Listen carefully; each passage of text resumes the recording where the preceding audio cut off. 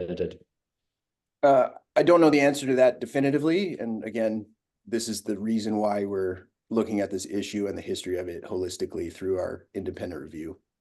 But I suppose, given the revelations that we've read about since the TSN story last night, it's a possibility. Yeah, to the extent that the reporting in that TSN story is accurate, certainly is a possibility. I would state that, I'm not interpreting everything that's reported in the press as fact on this issue until we are able to substantiate it through the formal and professionally, operated review process that will take place. Certainly, what was reported is, again, if accurate, alarming, an indication of a significant problem. But it's our responsibility to make sure to pursue what's reported in there, in addition to other information to substantiate specifically what actually happened. Thank you very much. Thank you. John, do you mind putting your hand down, please? Just so. Thanks. Shireen?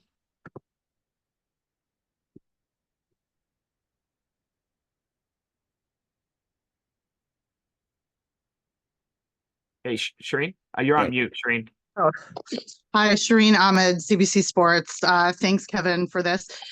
Have any of the players that you've spoken with admitted any type of interest in leaving the program as a result of this news? And I have a follow-up as well. No. And for the remainder of the tournament, is it fair to say Andy Spence will be continuing on and then for the foreseeable future will be interim manager, or was Andy Spence also implicated in any of this wrongdoing? Andy is the manager for the remainder of the tournament, and once we're finished the tournament, we'll see what happens next. I don't know the answer to that question. The only thing I know is Andy will manage the team through the remainder of this tournament. Really quickly, as a follow-up to the follow-up, sorry. There's been some discussion, and the word is clean house. Is that something that you're contemplating with Peter? We are contemplating getting to the bottom of this circumstance in a professional and thorough way, and then we will make decisions on what to do about it once we have information that we know is substantiated. Thanks, Shireen. Thank you. Yeah, no problem. Next, I'm sorry, I'm not sure who this is, but M. Huron. Sorry, it's May Huron here from Television New Zealand. Just a question about what conversations you've had with New Zealand football. Have you made a direct plea with them in regards to obviously their bid to make sure Canada gets no points from that first game? And just second question about, given the issues are so systemic, how confident are you that the current coaching staff in Canada haven't been involved in these unethical behaviour? Okay, that's two questions. I'll try to answer them in order. Our president, Peter Agruso, has been in touch with his counterpart at New Zealand. The second question, remind me of the second question, please. Sorry, just tell me a bit more about those conversations. Like how have they taken place? What has been said? Well, he reached out to communicate with her given the situation. But I wasn't part of the conversations. I myself personally was more focused internally on our circumstance. And then the second question was, how confident are you that the current staffing coaching team haven't been involved with those unethical behavior? So look, the coaching staff that have been suspended are suspended pending the results of us learning and substantiating more facts. And I would offer, however, the observation that one of the things that we will be trying to understand and assess as part of this review is the culture of this and how the culture of this is shaped based on the leadership that's in these programs, right? And I think that understanding the dynamic of that and understanding the influence and significance of the head coach role versus other roles in you know, this in the situation is, I think, a key part of our understanding.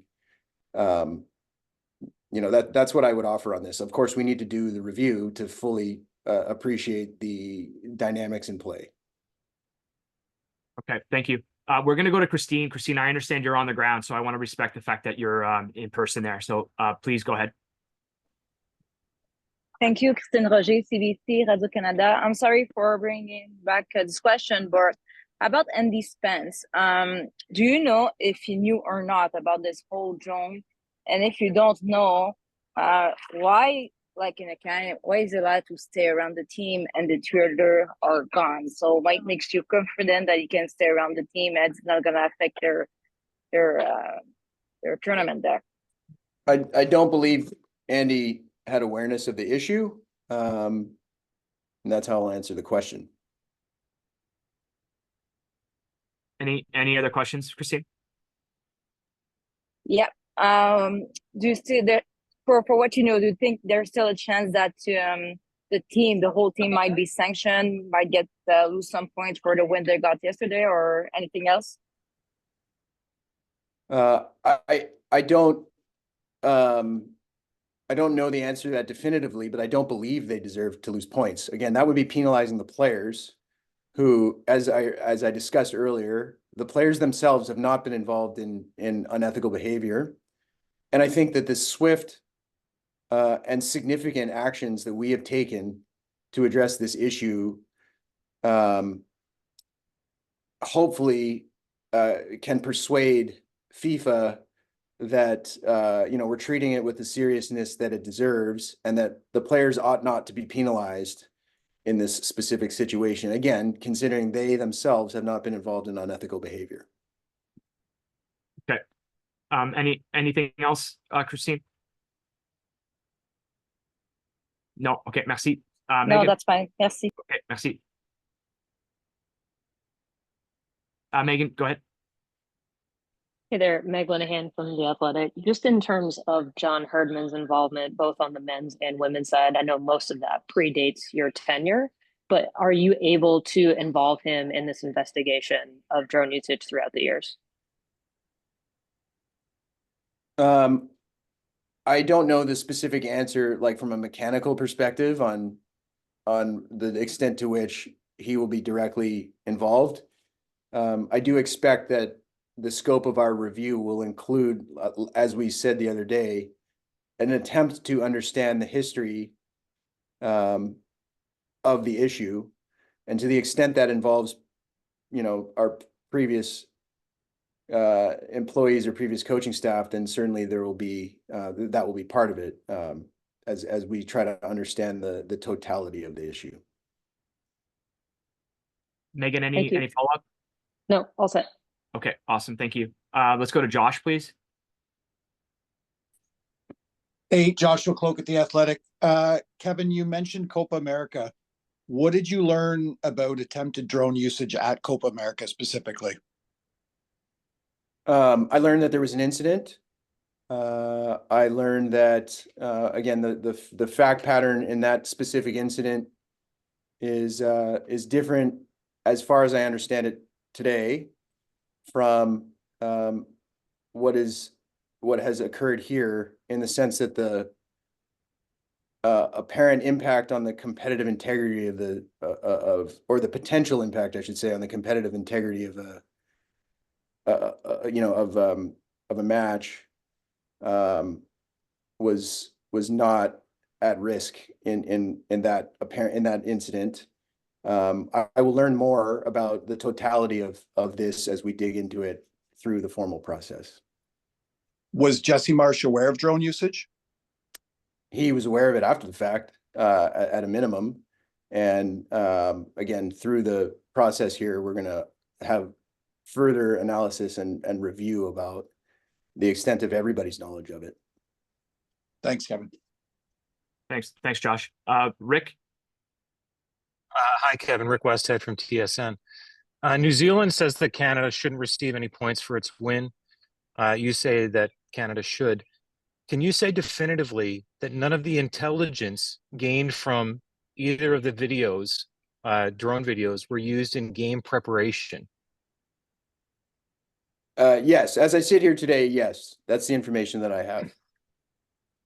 Are you aware historically of any national team players on either men's or women's team being offered the opportunity to review game footage, to review drone footage of closed practices and declining? I'm not aware. And again, Rick, you'll have to forgive me. This issue is newly trying to find the right language. I am newly appreciating the apparent depth and extent of this issue, apparent depth and extent of it. And as a result, I don't have like an extensive understanding of how previous players in previous eras under previous coaching staffs may have interacted or not with some of the information. Your mandate, Kevin, finally, your mandate is to try to help raise money for a federation that desperately needs it. How much harder does this make your job of connecting with potential donors? I don't know the answer to that yet. I guess I will find out. Okay, thanks, Thank Rick. you. Yeah, no problem. Andrew Jones, please. Thank you very much. Andrew Jones from NBC Olympics.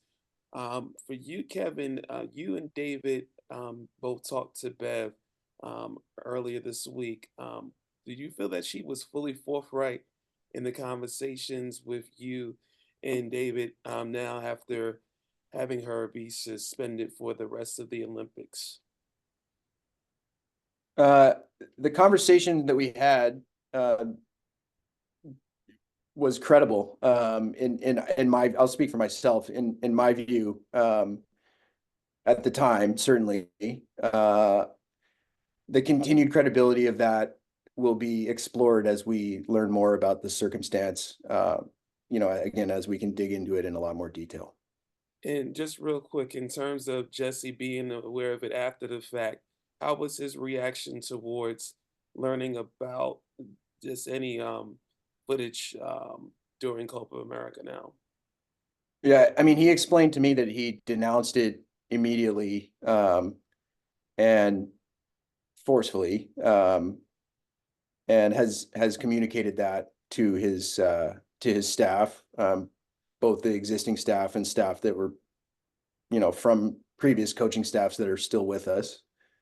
And as mentioned earlier, as we get into this review process, we'll have a better understanding of the specifics and the details around that. Awesome. Thank you, Andrew. Scott Russell. Hey, Kevin, it's Scott Russell of CBC. We're here in Paris, and we're going to open up the Olympic Games tonight. Listen, as you can appreciate, this situation has cast a shadow over the entire Canadian Olympic team here in Paris on the day of the opening ceremony. It has totally distracted Canadians back home. It has become the only story about Canadian athletes at Paris 2024 so far. I'm wondering, in light of all this, have you considered withdrawing the team? The integrity of the tournament has obviously been compromised.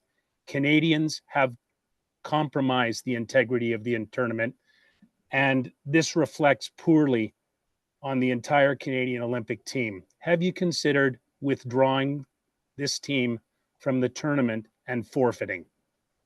I've deeply considered and thought about the implications of this issue for the Canadian delegation. I've deeply considered and feel frankly very disappointed and frustrated about the distraction that it has created.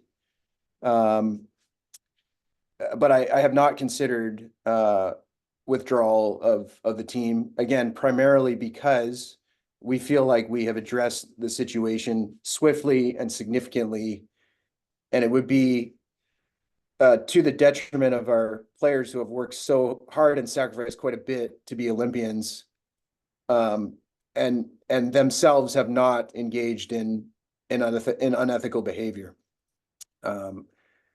And I will not consider us withdrawing on the basis of the fact that, we support our players as Olympians and their right to be here and their right to compete. Scott, any follow-up? No, thank you, Kevin. Okay. Everyone, thank you so much again for joining. I know it was short notice, not something we are going to be holding ourselves to that standard. So I appreciate everybody coming on quickly. Thank you very much and have a great day.